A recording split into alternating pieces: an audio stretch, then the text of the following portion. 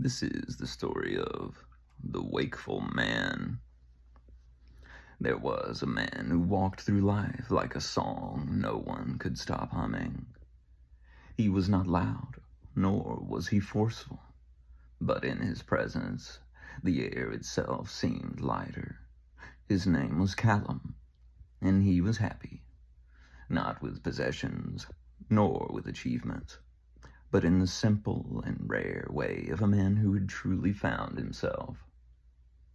He spoke often, though few listened. He spoke of how people deceived themselves, of how they use good words to mask bad intentions, how they trade their responsibility of understanding for the ease of taking. He did not speak to be admired, nor to condemn, but to remind people that the world was not as complicated as they pretended. The town he lived in was filled with the complacent, people who claimed righteousness but lived by convenience. They spoke of fairness, yet built their lives on borrowed efforts. They condemned greed while ensuring their own hands were never empty.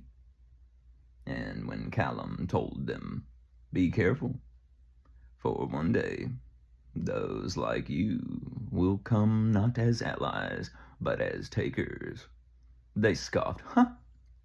"You think too much," they said. "You judge too harshly," they added. "You do nothing while we strive for a better world," they declared, though their striving never reached beyond their own comfort. Callum did not argue. He simply smiled and continued on, content in knowing that truth has a way of revealing itself, even when ignored. The day of taking.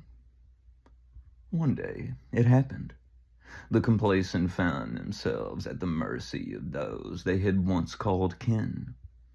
The very people who shared their justifications, who spoke their language of entitlement, turned against them.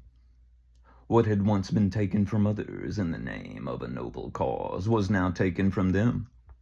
Their homes, their positions, their illusions of security, gone in the hands of those who believed they deserved it more.